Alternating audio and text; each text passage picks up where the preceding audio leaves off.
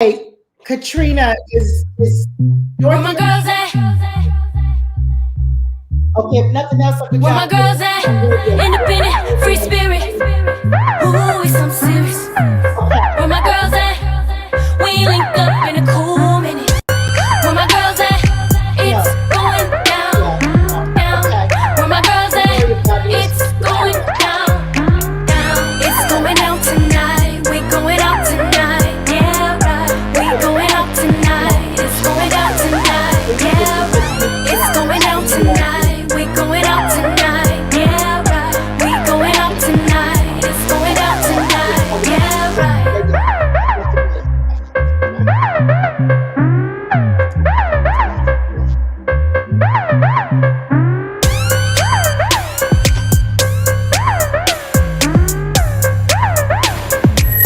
Oh my goodness, oh my goodness, we are here, you guys. It rolls around so fast. Yes, yes, yes.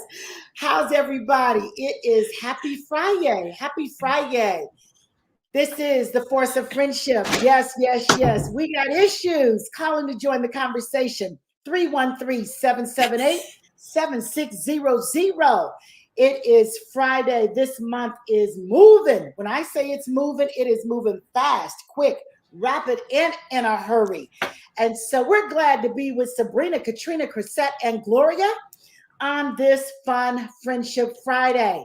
We are the force of friendship, celebrating girlfriends, celebrating friendship, 30 years plus. We are crazy, hazy, mazy, never lazy, always fabulous. But I will tell you, it's snowing here. It's so beautiful today. Our biggest snowfall of the year. Oh my goodness, you guys. I am just becoming like them. I did not let it stop me. I got out in it. My husband's out of town, so I got to put on and got the snow off my pink Cadillac, and I got on my way. I'm like, this snow is not keeping me indoors, okay? And so I'm proud of myself that I got out there, and then because I don't know all of the local news stations, I really don't know how to get the local news. They act like it's no big deal to have a big snowfall, so I didn't know how much we were going to get. I got to my destination. I looked up the local news. They said 6 to 12 inches coming. I was like, let me hurry up and get in my car and get home, okay? This is a blizzard coming. And so we haven't got that much yet, but they're saying it's coming. So we lost a legend today, you guys. Sidney Poitier, my goodness, God bless his soul. Amazing, amazing, amazing. So God bless him. What a contributor he's been to our society. We will miss him greatly. Always grateful for what he has given us over the many years. I think we just lost Gloria. Her video was freezing. I think Crisette might be on audio only. There's Caterina. We'll hear from you. We've got a guest, you guys. We've got a guest, Dr. John E. Arradondo. And we are going to talk about Omicron, COVID-19, everything that goes with it. We've got a doctor in the house. So call in 313-778-7600. He might be phone only. We're still working with him on video, but he will definitely be on audio. Caterina, how are you today? I'm doing great. It's a good day. Today is a good day. It's all good over here. Everything is good. It is, every day is a good day because we just choose to make it a good day. But some days you just have to really choose. And some days it's like an easy good day. So today was a good day.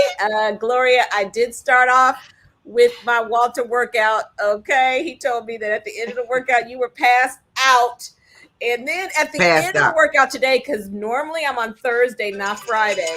And at the end of the workout, he was like, I'll see you tomorrow. And I was like, you know what? I am not trying to see you. When he got ready to say the P word, I told him I went to the doctor and I found out I am allergic to planks. I am allergic to planks. The doctor said no planks. Getting that core right. Anyway. Getting that core right. Plank. Yes. That's exciting. That's exciting. But no, it was a good workout today. It was good. So I'm feeling good. Y'all, Gloria, it's today? Gloria. Okay, so first I had Walter this morning. Lord, the workout. I had to take a nap today. I don't never take a nap. I took a nap, and let me tell you something. I didn't just take a nap, the kind of nap where you turn the phone down. I turned the phone off. I didn't put on airplane mode. It was completely off because after my workout, I had to shovel. So I'm with you, Sabrina. I'm so proud of you getting rid of that snow. Ken called me on the way to the dentist, and he said, Gloria, while it's still not melted, can you shovel? Because he never asked me to shovel. He said, can you shovel? Because it's going to be, it's going to be melted. So I said, okay, let me just go out there. So I looked for my gloves. I said, do you have my gloves? He had my gloves. He had everything. Y'all, I took mittens from the stove, so you don't burn your hands. I took those mitts because I'm from Detroit. I know how to make it happen, right? So I was out there shoveling all crazy. Then my mother-in-law is 92 years old. Y'all, she dated Sidney Poitier. She was his date once or twice, okay? So we laughed about that. What a titan we've lost in Sidney Poitier. Now he was the official game changer, changed things in so many ways. But she said, yep, she lived in Yonkers and she was doing something down there in New York City, New York. And so she was like, she got his eyeballs. Didn't keep his eyeballs, but she got his eyeballs. So that was enough for me. That is amazing. She's a beautiful woman. So he has great taste. Great taste. Yeah. He lost a good one in not snagging her. He lost a good one. I know, man. It could be my daddy-in-law. Could have been my daddy-in-law. So it's a good day. It's a good day for the judgment that we had in Georgia. It's just a good day. So it's a good day everywhere. And I'm so excited about this topic. Seriously, I've been thinking about this all day. To talk to a legit doctor, I can talk to him all day long about this one. So I'm good. I'm ready. Excellent. Yes. We're glad the 3 men were convicted in the Arbery case today. Life in prison. That conviction came down, and grateful. The family's grateful. They believe that justice has been served, and so we believe that family can sleep tonight. They will never get their son back, their relative back, but we are grateful that justice was served for sure. Katrina, is Sabrina Crisette there? Is she online? Go ahead, Katrina. I was going to say something. Go ahead, Chris. Yeah. Yes, we got you. We hear you. Great. Yes, I wanted to make sure I had perfect attendance. I'm on the radio, so don't even say it, Sabrina. I know I'm not on Facebook. I'm not live like that. But I'm on the radio. Attendance, but when I'm on radio only, I don't get perfect attendance. Okay, Queen Bee, there you go. And let the mess begin. Let's go on to the weekend. Let's go. Okay, but you guys, I was just listening in, and really, you guys have already covered the 2 things that I was going to say. Sidney Poitier, he absolutely was my boy crush when I was a young girl. You guys, to serve with love.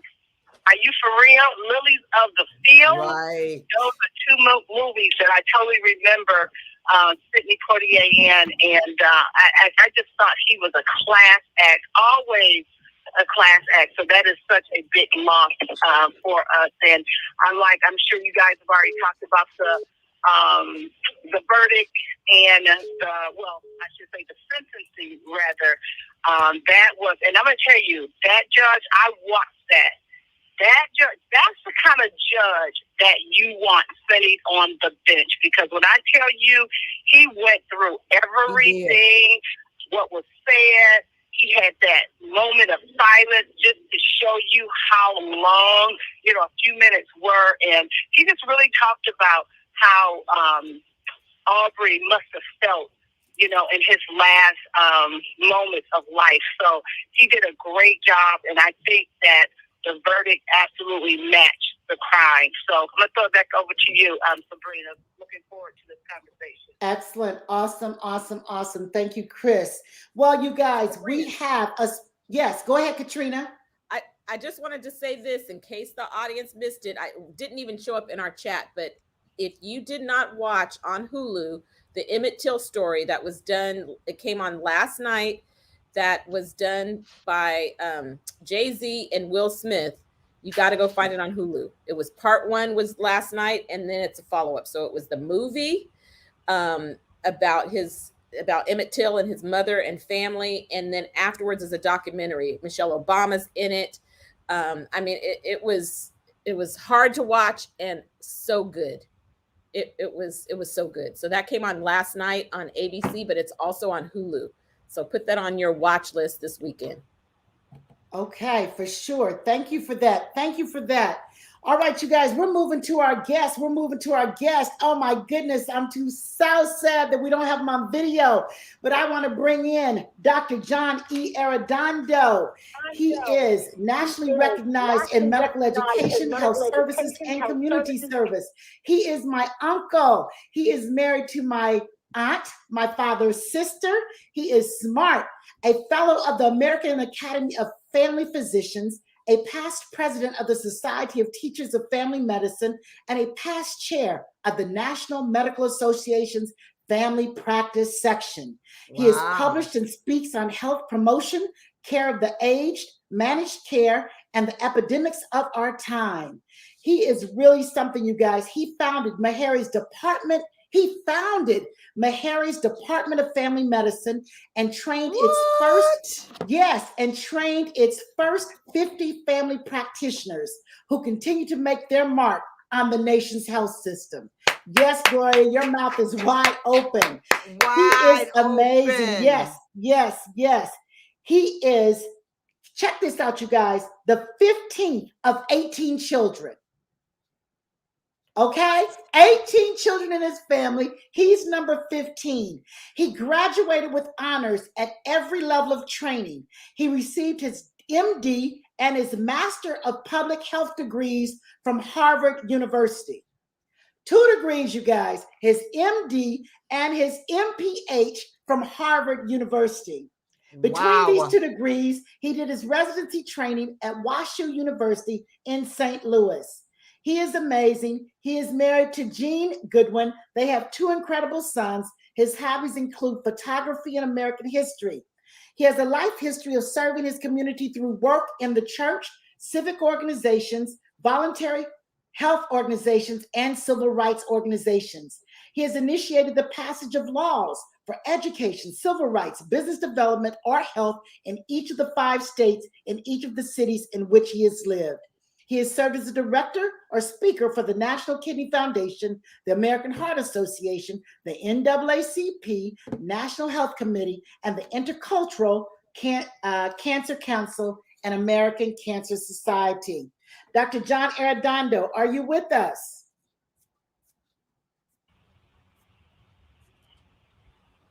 Oh my. Jalen, do you have our guest? No doctor at this time. Okay. All right. Well, we will get him on the line. Katrina's going to get him. Oh my goodness. Well, first, before we say anything, okay? Now, he may not be able to hear us, but we are going to celebrate all those amazing accolades.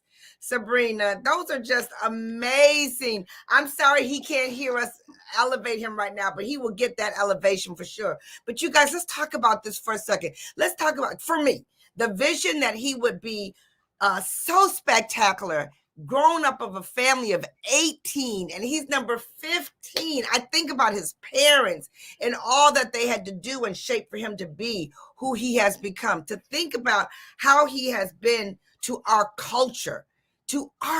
When you talk about Meharry, you talk about the breakthrough school for medical for Black people that went a path that no one else would dare to go. And then he would do it for family medicine. And we think about the pride of that, but we don't sometimes think about the challenges of that, because, you know, our culture is the culture that's known for not letting us have family medicine as a priority. And that's what is still happening today with Black women having such a hard time with pregnancy. It stems from family medicine. For him to do that is just amazing. Just so exciting. Oh my gosh. I know they're going to fix his audio because he's going to be everything. This is awesome. And it's time to break. Perfect. We are going to a break. Hang tight. Come right back. We're going to have the good doctor with us. Call us at 313-778-7600. We understand Larry is holding. We'll come right to you after the break. We'll be right back.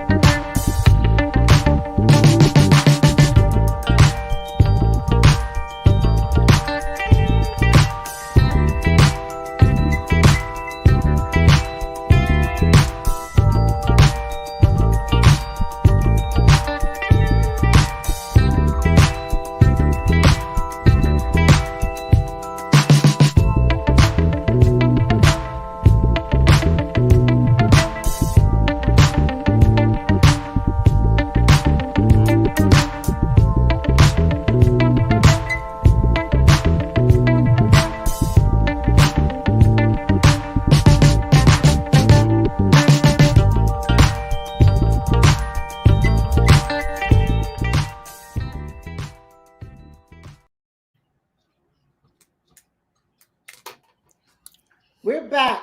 We're back. We're back. We're back. We're back. Yes, we are back with We Got Issues. Oh my goodness.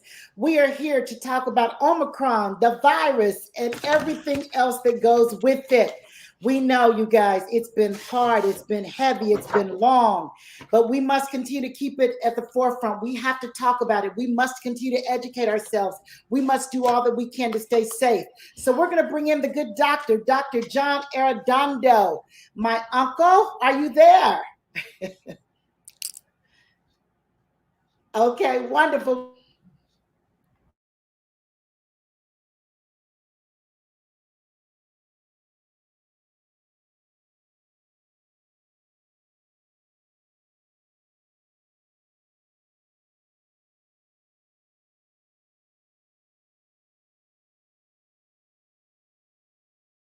Medical practice at my hearing, and you trained 50 doctors who have gone on to do great things. So Dr. John Arradondo, we first want to know about being the 15th of 18 children. What was that like? Talk about where you're from, what your parents instilled in you, a little bit of that before we go into the virus. Well, you catch me off guard on that, but I can tell you rather quickly that the first thing I learned was to listen. it's difficult to be one of 18 kids and not learn how to listen. Right. Otherwise, you don't get anything you want, and you don't get a lot of the things you need. So that was the first thing I learned. The other thing I learned was what it meant to be a team. We learned that on the playground. If we went to your house and you didn't have enough kids to play the game we wanted to play, we would lend you a few of us, and we would still beat you. So that was an interesting lesson, to learn how to give up to a point. So working in a team, listening, and then apparently that kind of helped when the time came to work on a completely different team outside your family. Because if you could listen and you could work with your colleagues, sometimes they would ask you to take support, to lead, to plan the strategy. So all of that seems to kind of follow. And I had some training along that line later and some experience, but it seemed to follow from having all of these sisters and brothers ahead of me who insisted that I follow some things, learn others, and I had to listen. Had to listen, and that has served you well. Being a great listener, understanding what it takes to be on a team, build a team, and you've done that well in the family. There's my Uncle John, you guys, right there. We can't have him with us, but there he is. Yes, so it looks like we're talking to him. Yes. You guys, he's fit. He's been doing medicine over 50 years. When I called to book him for the show, he was on the treadmill. And said, I have to call you back because I'm on the treadmill. He's on the treadmill almost, he said, he tries to do it at least 5 days a week. And so, Dr. John Arradondo, talk about where we are with this virus. Hospitalizations across the U.S. right now, more than 126,000. 1 in 4 ICU beds is filled with COVID-19. This variant, Omicron, has looked different from the earlier versions of the virus. So talk a little bit about where we are with the virus, what you know, what you suggest for the public right now. Well, if I were on the street corner or in the boardroom and a stranger came to town, I just kind of want to know where the stranger is and what kind of stranger it was, so that I could check to see whether my defense and my offense would be adequate. And right now, coronavirus is a stranger, although you would think that after 2 years we would know a lot about it. Mm-hmm. It turns out we don't know much about it that helps individuals. But I'll tell you what I know. Number one, coronavirus is a new version of coronaviruses that have been around for a long, long time. We used to think there were 2 dozen of them. They were reclassified a decade or so ago down to about 10 or 12. And about that same time, one broke out and they called it SARS. And then another one broke out and they called it MERS. And then the last one, the current one, broke out 2 years ago in China, in Wuhan. And they are calling it COVID-2. And it's the thing that's causing COVID-19, the disease. I don't really need to know much more than that, other than the fact that it's new, it's fast, it can kill you, but also it's useful. I'm standing on the street, sitting in the boardroom. It's useful to know that it comes in a certain way. And if I can keep it from attacking me, that's all I need to know. It turns out, if I can stay away from it by staying home, that's one way. But few of us can stay home, very few. So the next thing is, while I'm out interacting with people, wherever that is, inside, outside, how can I keep their virus? And it's useful to think that everybody out there has it, because you don't know who has it.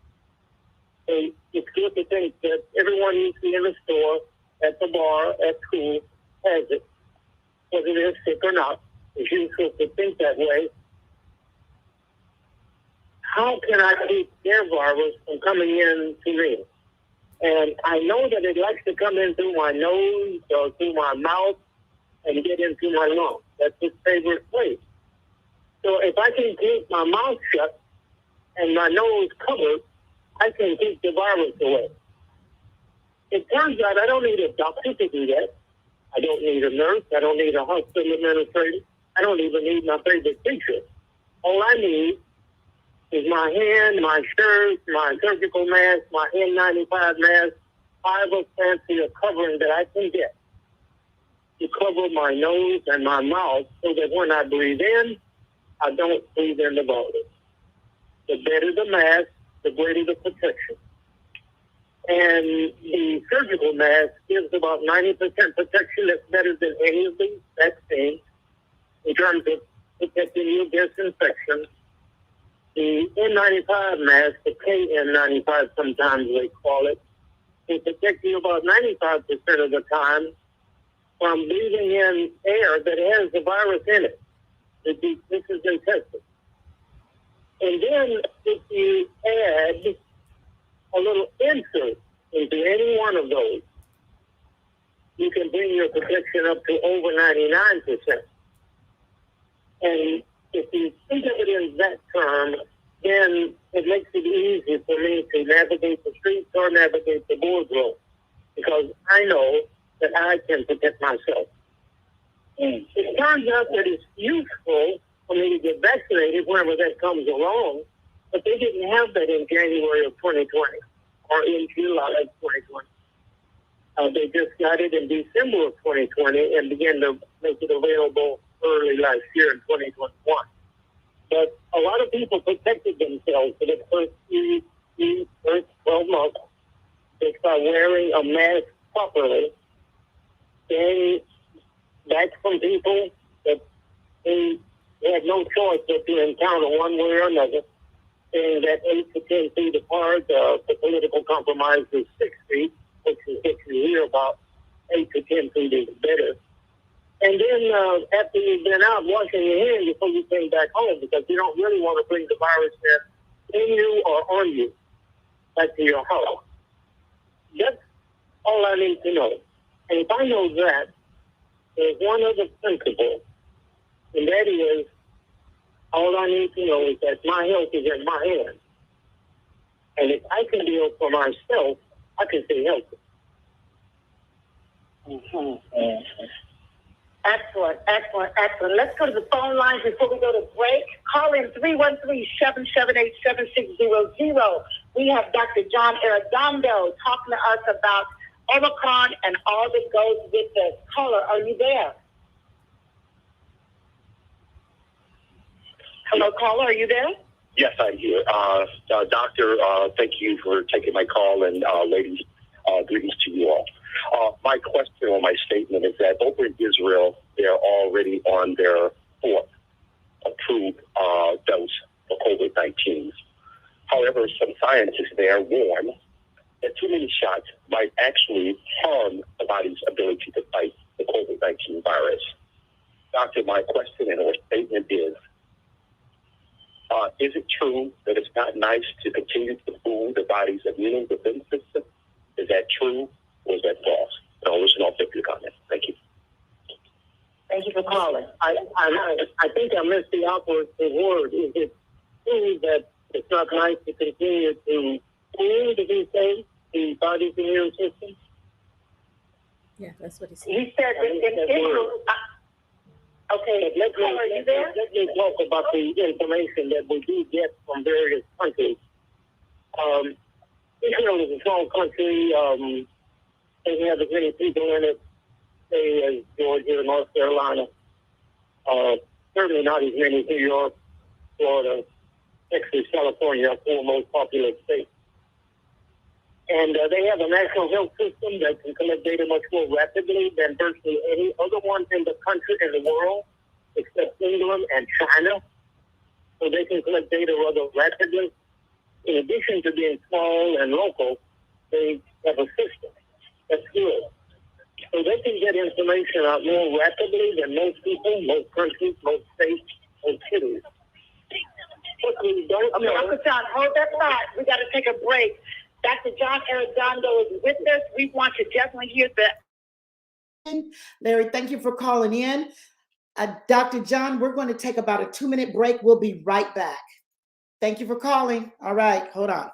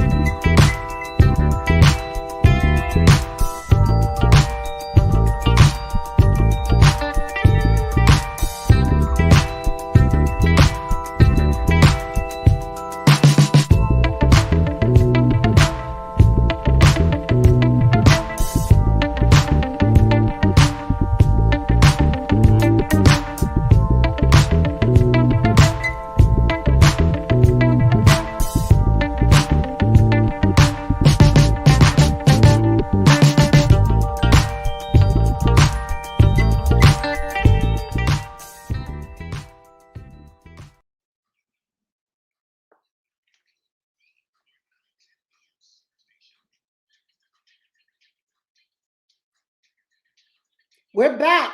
We're back. We are back, and we're jumping right into this conversation. We have Dr. John Arradondo, family physician based out of Nashville, Tennessee. He has his MD from Harvard University and his MPH degree from Harvard as well. He founded family medicine at Meharry Medical School and trained over 50 doctors who are doing great work throughout our country. We are going to Dr. Arradondo. He is going to finish the question. Basically, Larry said they are on their 4th vaccination in Israel. Is too much of a good thing too much? Dr. Arradondo, can you finish answering the question, and then we'll go to another caller? Yes, ma'am. Thank you very much, Sabrina. We don't know what the appropriate dosage vaccination against COVID, against the coronavirus is, because none of them have been tested to be the best possible vaccination profile or immune response. They were tested as best we could do, and the goal was, can we decrease the number of people that are being hospitalized or going into the intensive care unit, ICU, or that are dying? And the first 2 vaccines did that. The 3rd vaccine did that. What we didn't do was to test them to see how well they kept people from becoming infected. And so it turns out that by decreasing hospitalization by, say, 90%, which the two best did, they didn't know how well they prevented infections. It turns out that it was probably a bit less than 70 to 75%. The third one that came out prevented infections down around 50 to 60%. Another one has been tried out recently that's lower than that. For your information, the flu shot every year protects at a level of about 50 to 60%. So we never tested the coronavirus vaccine against getting infected. We tested it against keeping you out of the hospital. Part of that was because the testing system never ramped up to where it should have been. Part of it was because the original inventors wanted to decrease the number of people dying and going into the intensive care unit. Now, the question is, can you give too many immunizations for one virus? We don't know that. Hepatitis B, 3 shots.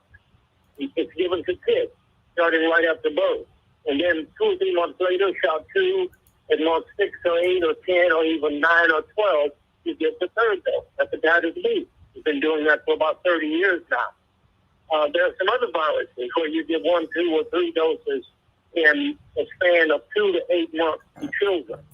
There are others that you do the same thing for adults who've never been immunized. Dose 1 is 0 time, dose 2 at 2, 3 months, 6 to 9 months, and then the final dose. We don't know that about coronavirus. And its limitations led us to believe last December, a year, 12, 13 months ago, that this was the vaccine. And we didn't know that because we hadn't tested it to see how long it would last, how long it would protect against infection, along with what they had been testing it for was how much of the time would it keep you out of the hospital, out of the ICU, and from dying. There's news to be discovered there. We don't have data from China. They apparently have some of this. We're getting a little bit of it from Israel, but it's not a lot of people there, so it's going to be important to expand that to a larger population to see how it works. Okay. All right. Thank you. Girlfriend, do you have a question or comment before we go to the phone line? Yeah, let's go to the phone line. Okay. Let's go to the phone line. These are great questions. Okay. Caller, are you still there? Hello? Hi, we hear you. Hello? Yes. Hello? You. Hi, Sabrina. Hi, Uncle John. This is Michelle. Your niece. And your cousin. Larry kind of went through the question I had on the fourth shot, and you covered it also with the flu. So what I want to know is, okay, underlying issues. Explain, does this harm us if we take more shots? Or, now you got to take the flu shot, and you've had 3 shots of the coronavirus. Can you explain, Uncle John, the effects, or are there any effects if you have underlying issues? And can you, kind of go over what are underlying issues? Yeah, the main thing is to understand that underlying conditions, whatever they are, and make you more vulnerable to almost anything. They tend to slow you down. They don't ordinarily speed you up. They tend to weaken you. They don't ordinarily strengthen you. That's the reason we call them comorbidities, comorbid conditions, underlying conditions, conditions that make you at greater risk for whatever you're encountering. So whether it's diabetes, high blood pressure, whether it's high cholesterol, whether it's kidney disease, whether it's cancer, and I could name some other things, whether it's allergies, whether it's asthma, whether it's cigarette smoking, whether it's that extra 2 drinks of alcohol every day, whether it's, there are a number of underlying habits and conditions that will increase your risk for almost anything that comes by, as well as decrease your risk for being healthy. That's just good to understand and to know. We don't yet know the optimal dosing for coronavirus. It is being shown for coronavirus vaccine. it's being shown as some of the companies are testing multiple dosing for kids. And most of them started out with 3 different doses right away, and they should have. Many of them used 2 doses. Several of them used 2 doses, I'm thinking, around the world in testing for adults. They probably should have used 3, 4, or 5 doses in testing for adults, as well as the same number of doses checking for children. And they should have been checking to see, number one, which dose keeps you from being infected. That's the most important thing. Right. If you don't get infected, you got to go to the hospital. But they were checking for hospitalizations, ICU, and death. That's good, but it's not good enough. So they should have had more dosing levels to see which one is optimal in decreasing infection. Once we knew that, then everything else plays out. And we still are learning that. They're doing a better job of checking the children for whom they are now making vaccines. We're still working on those for children 6 months of age and beyond. The usual time for starting your vaccine as a kid is 2, 4, or 6 months. And they're working on that. But I'm sorry that they didn't do that for the adult vaccine or for the one for the teenagers. Mm-hmm. All right. Well, thank you, Uncle John. Love you, Sabrina. Love you, Uncle John. All right, thank you, relative. We having a family reunion up in here. Thank you, Yes. You guys, it pays to have a doctor in the family. When I tell you, if we get a cold, a sniffle, if a doctor says anything to us, we say, call Uncle John first. Call Uncle John. What did Uncle John say? And we're so grateful to have a doctor in the family who cares so much, who's always so patient, takes his time to explain everything. Excellent. Education is very key. We know that this virus is running rampant. We know people right now who are sick, entire families, 6, 7, 8, it's just run through the family, 10 family members at a time. We either know somebody who has it, have it ourselves right now. I'm thinking if you don't have it, you're about to get it. It is just crazy out here right now. Caterina Harris-Earl, it looks like you wanted to ask Dr. Arradondo a question. Oh, yes. I have a question. I got several questions, but I'm gonna fit 2 in here. We keep hearing about these variants, so I definitely would love you to just talk about exactly what is happening with the variants, and are they just going to keep coming forever? But if I can only get one question answered, this is the one that is most important for me. When I went and had my booster, I don't know the proper term, where they checked my antibodies, and she told me I had no antibodies left. So if multiple people have the booster on the same day, do different people, can you just talk about the antibodies? Is it possible for some people's to need a booster sooner than others, if that makes sense? Is it the same? I know it's just a protocol, so I was shocked to find out that they said I didn't have any antibodies, even though I had both shots. Will make an antibody to it. That's just the way the body works. They keep it going. In terms of the vaccine, if it turns out that you take a shot and you don't make many antibodies, and not many people get tested for that, but if you do, and it turns out that you didn't, after the first dose and after the second dose or after the booster dose, because you make more each time, then somebody needs to raise the question, why aren't you making more antibodies? There's something going on with you that's unusual, because everybody makes antibodies to the foreign substances that are stuck in our arms when we get vaccinated. Mm-hmm. And when I say everybody, I'm talking about way up over 98, 99% of people. Mm-hmm. It's less than 1 or 2% that actually produce no antibodies or very few. And most of the time we know that ahead of time because they are getting some chemo or they have some chronic condition or something else that reduces their ability to make antibodies. 30 years ago, human immunodeficiency virus, the virus that causes AIDS, was a big ticket item, and we didn't have a treatment for it immediately in those first 5 or 10 years, 5 or 8 years, an effective treatment. And a lot of people were collecting a lot of other problems because they were not producing antibodies to foreign substances that they came into contact with.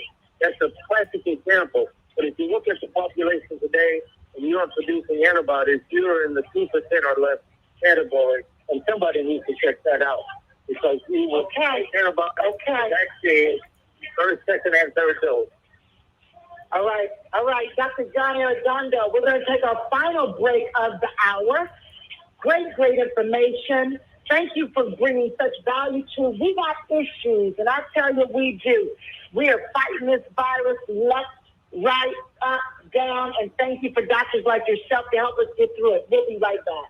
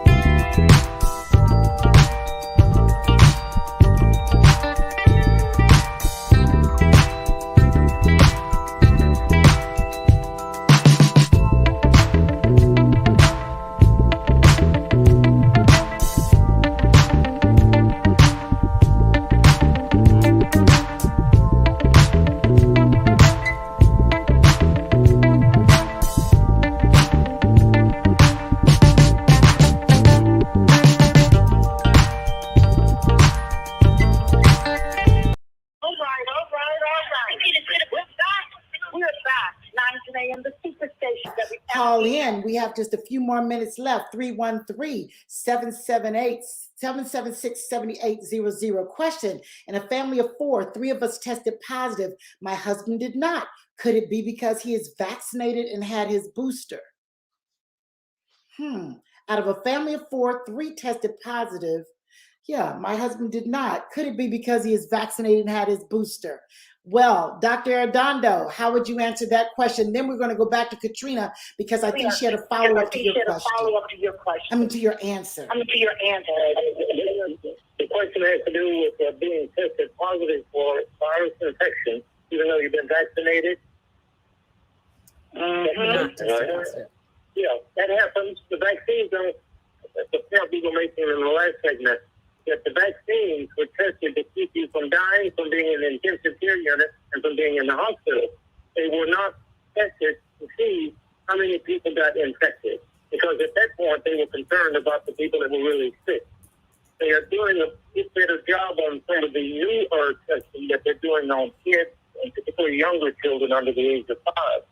But adults need to be tested too, and these vaccines need to be checked. We need to have stronger testing, more strategic testing on a systematic basis. Test X number of people in each county, city, so that we know what the percentage of positivity is. And then it will be greater in people who are not vaccinated. It'll be less in people who are vaccinated. But in general, it won't be zero, because none of the vaccines thus far protect totally against getting infection. The best ones appear to protect you about 80% of the time against getting infected. They protect you over 90% of the time from being in the intensive care unit. But in terms of spreading and getting it, you really want to get a vaccine that can protect you 90 or more percentage of the time. The other way to think of that is start out with your 90% protection, which is your surgical mask, or your N95 mask, 95% protection.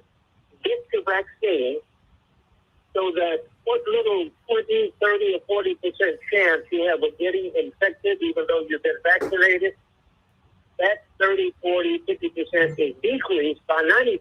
And you take that 40% and drop it down to 4% because you're wearing your mask. And the bottom line is our health is in our hands. If we can do what we can do, then all the other medical care disease things that just add to our safety. Getting vaccinated at the front of the list. But it's not number one. Number one is the mask. And that's really amazing. Yes, it is. Wow. Number one. That's amazing. That's amazing. Okay, Caterina, then Gloria. Go ahead, Caterina. Okay, hold on. I'm coming back. I'm coming back. Thank you so much, Dr. John. This is so good. So my follow-up question to talking about the antibodies, since we have to get boosted later, does that mean your antibodies decrease? Because this was 8 months after my second shot when they said I had no antibodies. So do the antibodies decrease, and should everybody be getting that antibody test since it is offered, but you have to pay extra for it?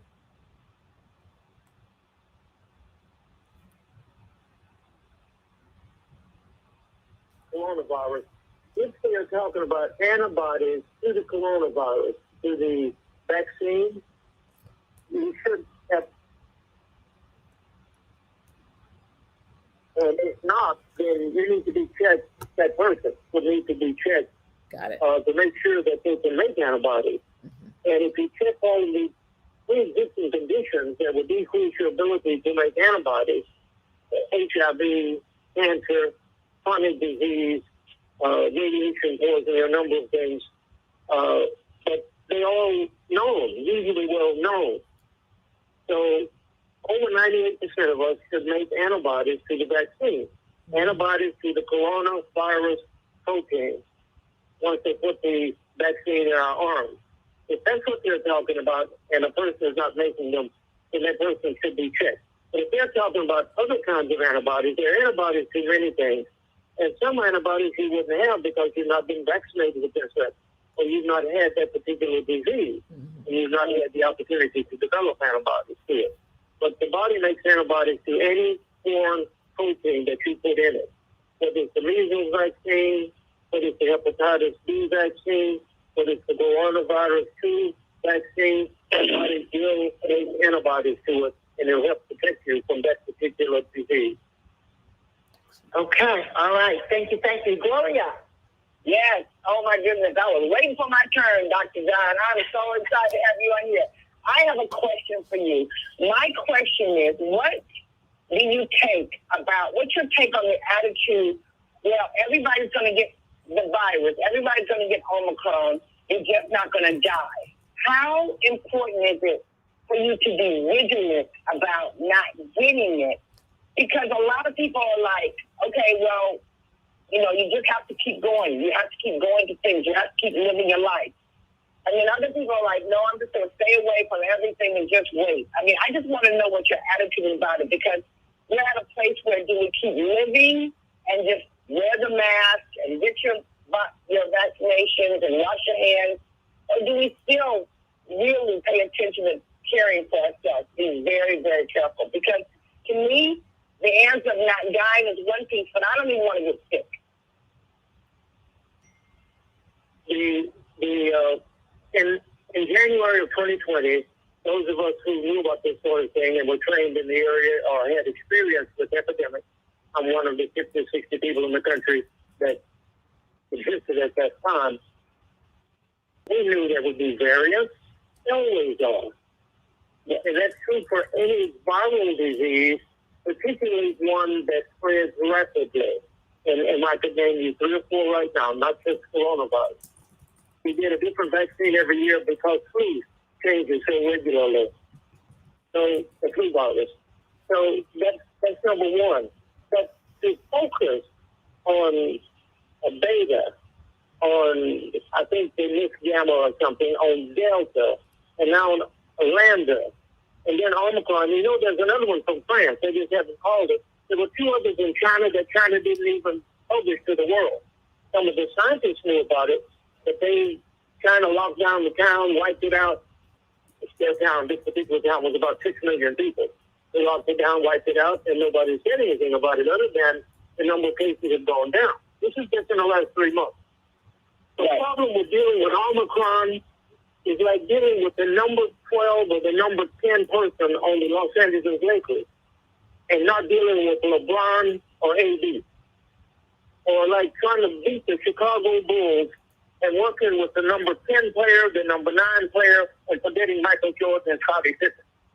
If we're going to beat the coronavirus, we have to go to the heart of it, which is protecting ourselves, number one. And then getting vaccinated whenever it's available. And then thirdly, trying to keep our distance. We can't take our mask off just because it's Christmas. And yeah, you don't believe it. Just watch the numbers increase. They already this week. They will tomorrow, the next week, because too many of us ignored the mask when we went to visit our folks at Christmas.